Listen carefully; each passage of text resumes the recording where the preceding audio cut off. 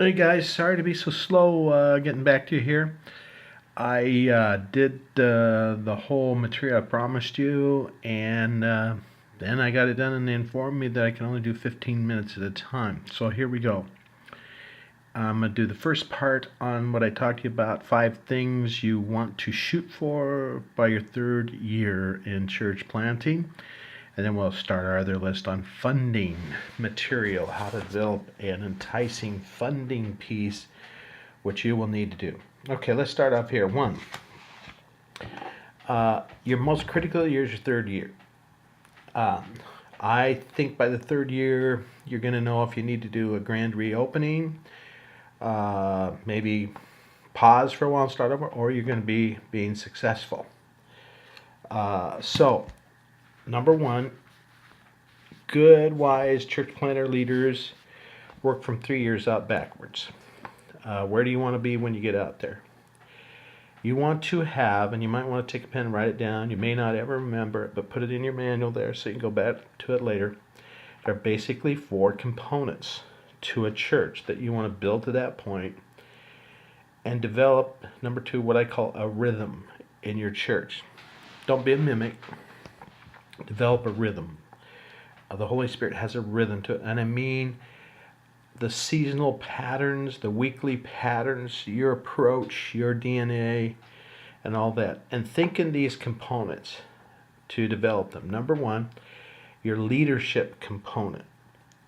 You need to be regularly adding leaders. You should have 3 levels of leaders by the time you get to your third year. First tier, which are beginners. 2 are those that I would call associates or participants. And then you should have for every 75 people, 1 key leader that you've mentored closely. Remember, great leaders spend 80% of their time with leaders. Have lay people go to hospitals and all that stuff. Trust me, start out that way, you'll be happy you did. If you don't, you're going to be stuck. Now, if you do want to go to hospital, because I did that for 30 years, I didn't go to weddings. I never did a wedding. It took too much time. But I did go to just about every hospital visit, but I went as a Christian. I didn't go as a professional. I had other lay people and staff people go to the hospital. So keep that in mind. Have your leadership pattern, work backwards. You should have, by your third year, 1 elder, pastor, leader, lay person, man or woman, for about every 30 people. And they should have about 5 people they work directly with to make sure folks are cared for, if you're smart. The next component is what I call the emotional component.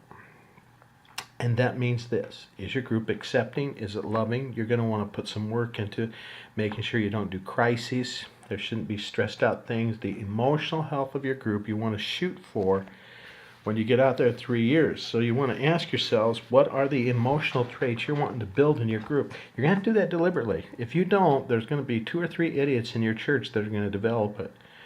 So, every week or so, write down what's the emotional health quotient in our church. Number 3 is what I call the cognitive component. And you ought to have in your manual, your journal, what you want your church to know by the third year. What doctrines? How do you want them to know the Bible? How do you want them to know how to study it? What principles of mission and their theology of outreach and all that? What do you want them to know? And have a curriculum, back up 3 years, and work on that. If you don't, you're going to get out there and you're going to have a group that probably is not biblically strengthened enough for the battle. Number 4 is what I like to refer to as the quotient that deals with the business side or the corporation side of things. You want to keep that snappy. Where do you want to be? I think you write out income goals by that point. And finally, what I call the Salesforce component or the evangelism. You're going to have to build a deliberate pattern of how you do evangelism. Now, I'm not going to review those, so I don't use up too much time. Hopefully you took notes, turn the video back, and get them down. Trust me, by your third year, you want to have those components. Write down today what that's going to look like and work toward that every week. Do not be haphazard. Do not lead accidentally. Lead deliberately. Don't lead by today's urgencies. Ignore them. Get somebody else to take care of them. You live deliberately toward your goals. And I had goals. I have every place I've ever ministered in my organization now. I have lists of what I want all my leaders and managers to know. I maintain a healthy environment in my organizations. I don't allow stress. I don't allow fear. I don't allow a haughty attitude. I don't allow put downs. I don't allow superior mentalities. I don't. So you need to think about that. And then I know, that I'm attracting new leaders all the time. And finally, I have a kind of a sales force. Okay. The next one, which would be, I believe, let's see, number 3. Yeah, I've got it right here. Number 3. Oh, excuse me, number 4. You want to make sure that you have a pattern where lay people do most of the pastoral care. And you need a plan to do that, to build pastoral care into your work. Trust me, you do not want to become a professional minister. You will never succeed. That's why over half of people plant churches fail. Is you want it to be, get your kudos and all that. And finally, when you get out there 3 years, determine how you want to be developed as a person. Do not neglect your own development. What classes are you going to take? Praxis, all those kind of things help. You can take seminary credits, study TED things. But I mean, personally, what are you going to have the church invest in you? They should have a fund that puts back into you. If you don't, you will never get it later on. You have to start out that way. Okay, so let's end there.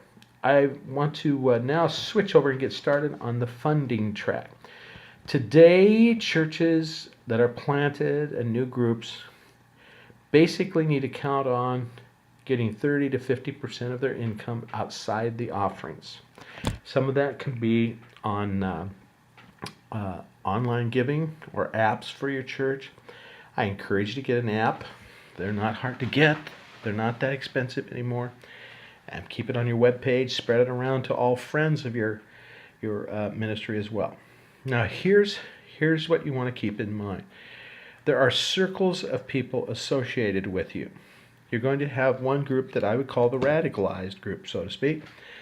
These are probably going to be no more than 10 people most of your church life. And these are the people who you can trust for the most part with a lot of information.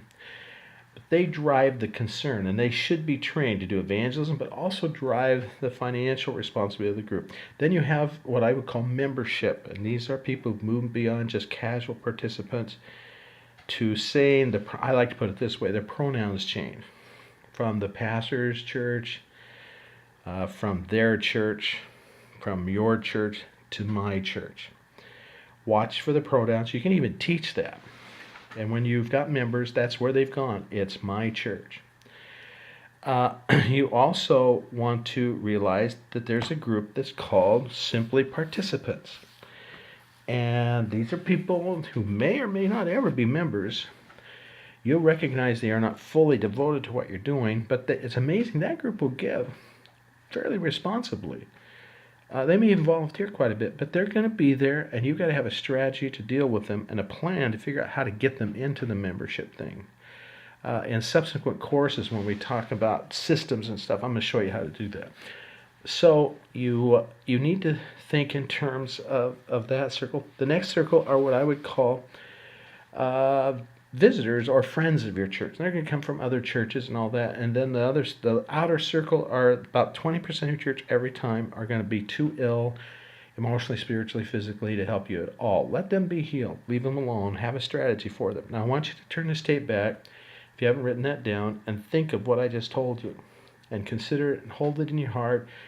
Then there's the outer circle from those who are outside, from far and wide, and I call them interested people, and they are a great resource for income, as everybody else. Now, you're going to find that unchurched people really don't mind being asked for money, because they're not going to do it if they don't want to. It's usually Christians who don't want to contribute or be responsible that are going to do that.